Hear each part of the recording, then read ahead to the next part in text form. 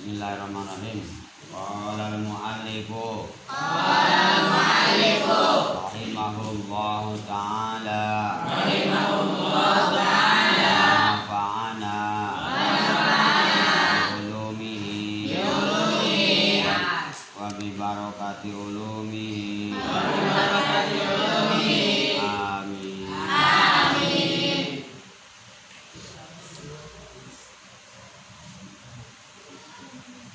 Dari mana?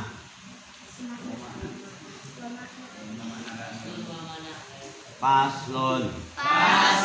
Lepas di alun-alun. Paslon.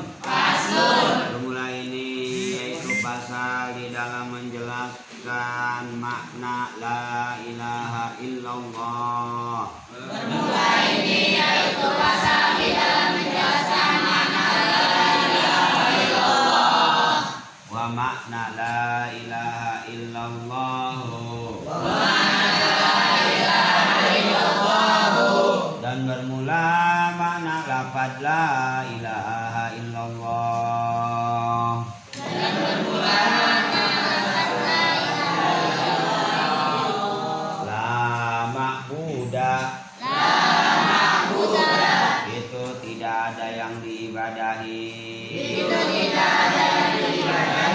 Dengan sebenar-benarnya.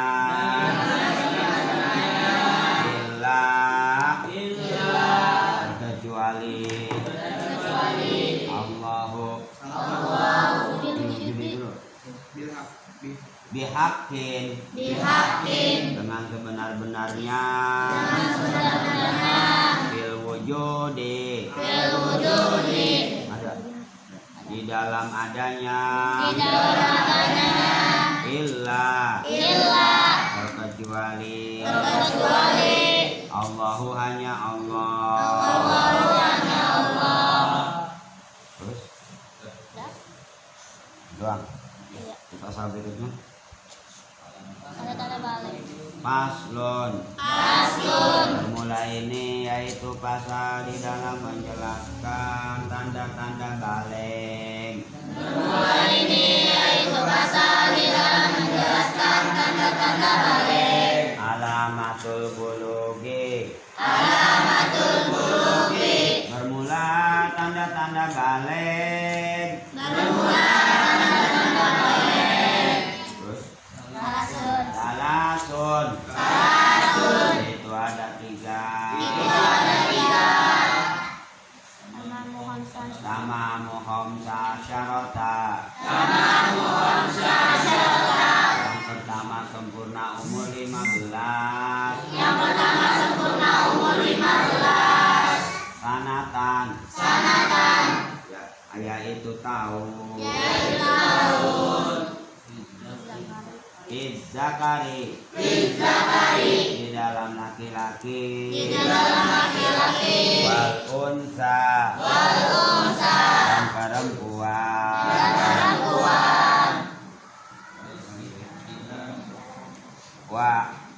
Wal ihtilamu. Dan kedua merasa ngimpi bersetubuh.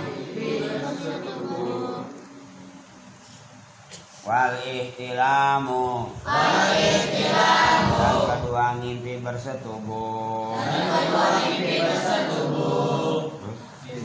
Izzakari.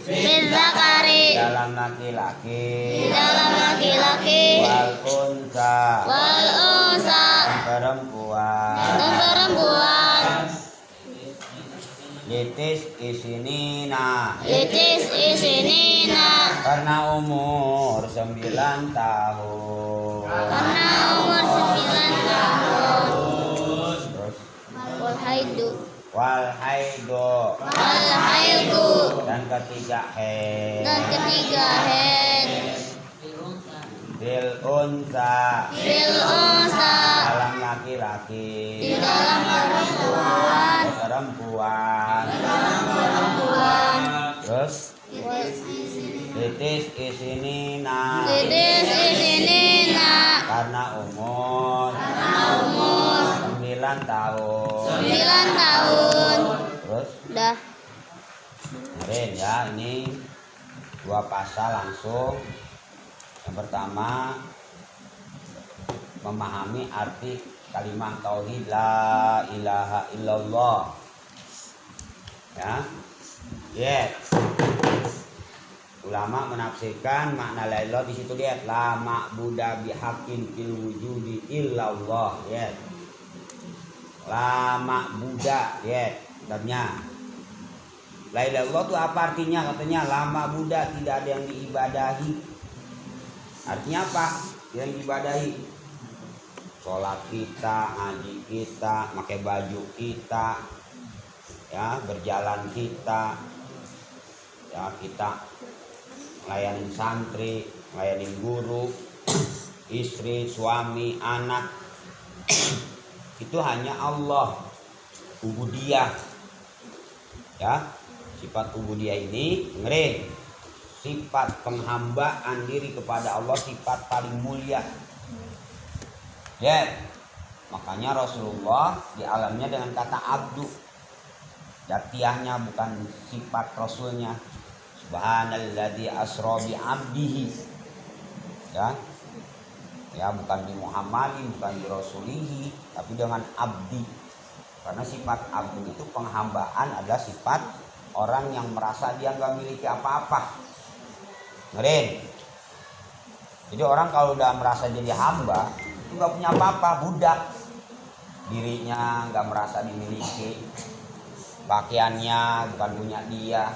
Matanya, mulutnya bukan punya dia, hartanya bukan punya dia, mobilnya, motor semua bukan punya dia, semua hak sayyidnya, junjungannya. Siapa? Allah. Jadi kita nggak, kalau udah ngucapin la ilaha illallah, semua milik Allah.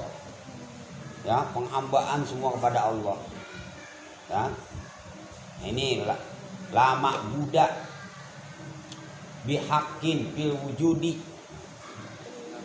Ini laknya la nafi jenis. Ya, lah yang menafikan seluruh afrod jenis. Jadi sepotong go ora, sepotong go nggak ada yang boleh dijadiin Tuhan. Ya, sepotong, jangankan satu, sepotong go nggak boleh. Kita yakin bahwa penyakit itu menular. Kita yakin bahwa yang ngasih makan orang tua nggak boleh, itu hanya sebab sunnah. Kita melakukan sebab itu sunnah. Ya, tapi meyakini hakikatnya Allah itu wajib. Ya, bisa syirik. Kita meyakini bahwa kalau nggak ada orang tua, siapa yang ngasih makan? Itu udah syirik kita. Nggak boleh punya keyakinan yang menyembuhkan Allah, yang ngasih penyakit Allah, yang menularkan penyakit Allah. Cuma kita disunahkan melakukan sebab doang, sunnah. Adat yang namanya adunya darul asbab, dunia mah daerah asbab. Paham? Yang ngasih paham kita ngaji Allah semua.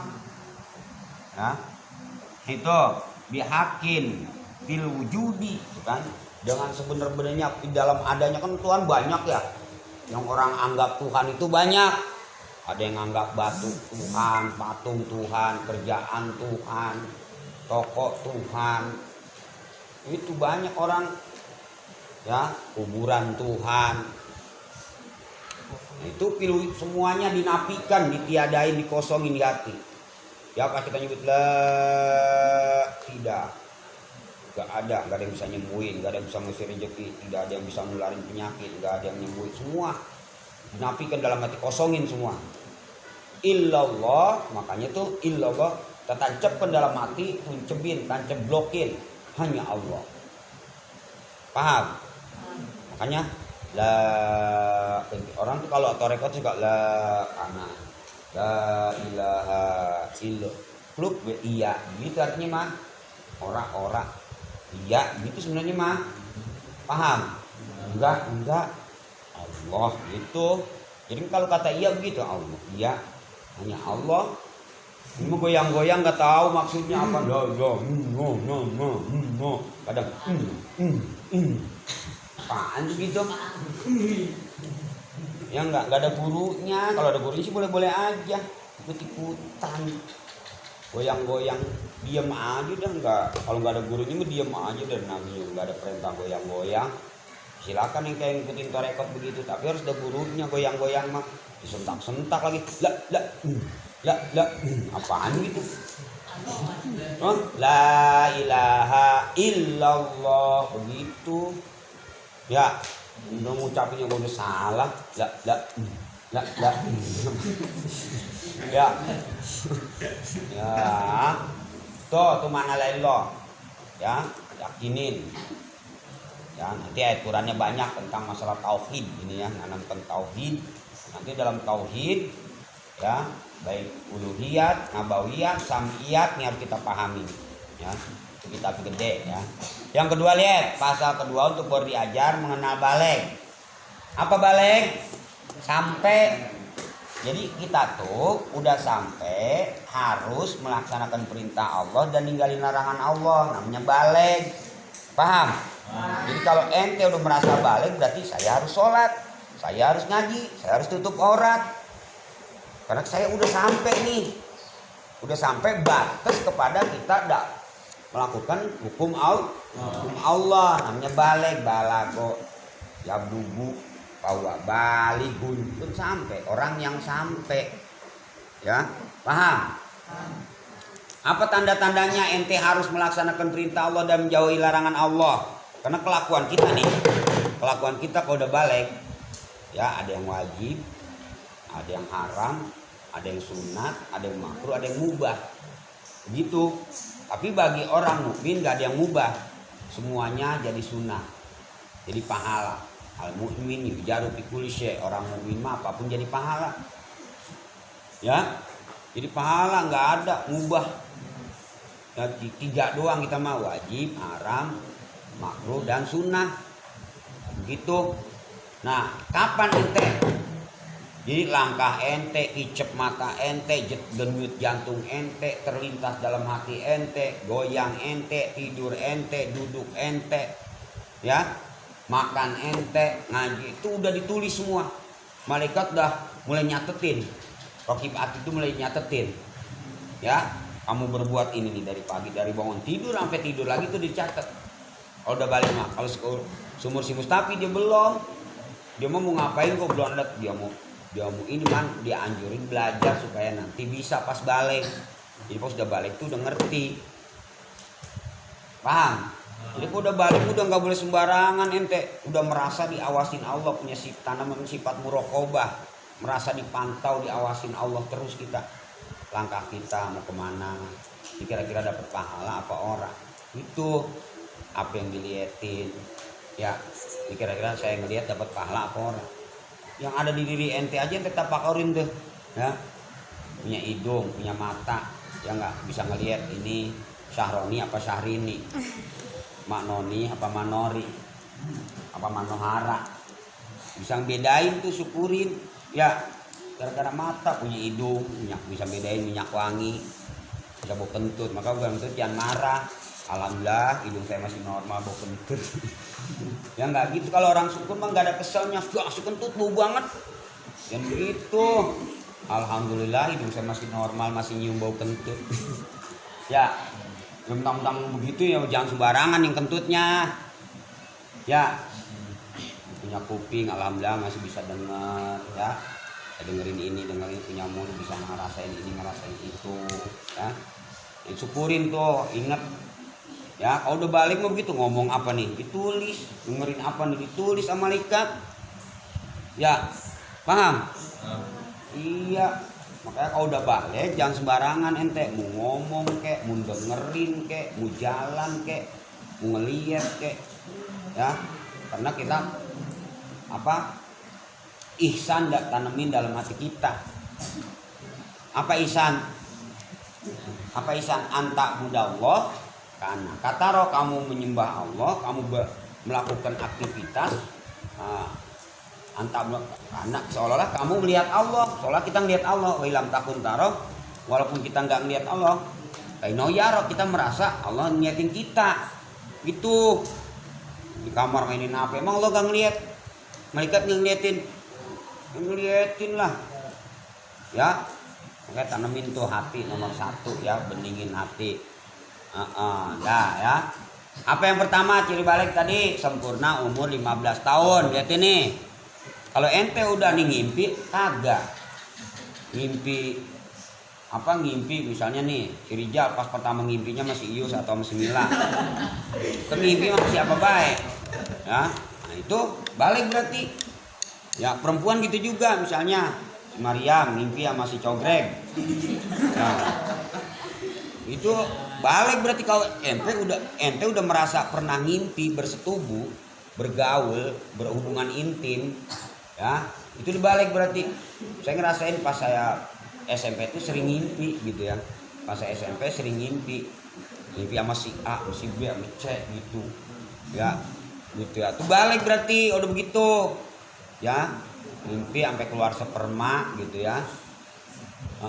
Atau yang itu bagi laki-laki. Yang kedua ciri balik itu tadi apa tadi? Sempurna ya. Sempurna umur 15 tahun. Mau ngimpi mau kagak, udah umur 15 tahun udah balik. Ya, itu udah umur 15 nih. Mau ngimpi mau kagak, udah berarti udah 15 ke sana udah balik. Awas tuh. Nah, beda lagi ada orang ngimpi tapi umurnya belum 15, misalnya udah 9 tahun udah ngimpi. Ya, bagi laki-laki atau perempuan berarti udah balik tuh, mau 9 tahun, 10 tahun, 11 tahun ngimpinya, 12 tahun udah balik berarti. Walaupun belum head. Ngerti? Walaupun belum head, belum umur 15 tahun. Ente head ora laki-laki? Kagak lah. Enggak. Ngimpi. Nah, kalau perempuan mah laki-laki cuma 2 tuh. Umur 15, kalau enggak 15 batas ngimpi biasa 9 tahun. Ya, batas ngimpi biasa 9 tahun. Nah, kalau udah merasa ngimpi, berarti udah dosa tuh, enggak boleh ninggalin sholat, enggak boleh ini. Nah, bagi perempuan mah tambah satu lagi apa? Head. Nanti nih, perempuan kadang-kadang 9 tahun udah head batasnya tuh. Ada yang 10 tahun head, 11 tahun head. Ada yang 14 head. Nah, berarti udah balik ente. Ya, perempuan. Apa head? Darah yang keluar pada waktu-waktu tertentu dalam keadaan sehat. Ya, sebulan sekali ada yang 3. Ada yang seminggu, ada yang 6 hari, ya. Ada yang belum 23 hari, ada yang 15 hari. Itu paham tuh perempuan ya. Jadi ente kalau walaupun belum head tapi kamu udah ngimpi tuh. Udah tidur sama Cogreg nih. Nah, berarti udah balik ente semua tuh. Paham? Nah, itu ya. Jadi kalau udah balik hati-hati. Ya, hati-hati. Semua kerjaan kita dari balik sampai mati ditulis semua. Semua nggak ada yang kelewat. Ya. Paham? Nah, dibaca bareng ayo. Bismillahirrahmanirrahim. Ini yaitu pasal di dalam menjelaskan makna la ilaha illallah wa makna la ilaha illallah, makna la ilaha illallah, kemampuan itu tidak ada yang diibadahi dihakin dengan sebenar-benarnya fil wujudi di dalam adanya illa terkecuali Allahu Allah. Pasal kedua ini yaitu pasal di dalam menjelaskan tanda-tanda balik. Alamatul qulubi berupa tanda-tanda balik. Salatun itu ada 3. Nama muhom sasyaratan, nama sempurna umur 15, tanda tahun, istihari di dalam laki-laki, wal unsa dan perempuan, wal istilamu dan istihari di dalam laki-laki, wal unsa dan perempuan, ditisnisina karena umur 9 tahun, wal haidu dan ketiga haid.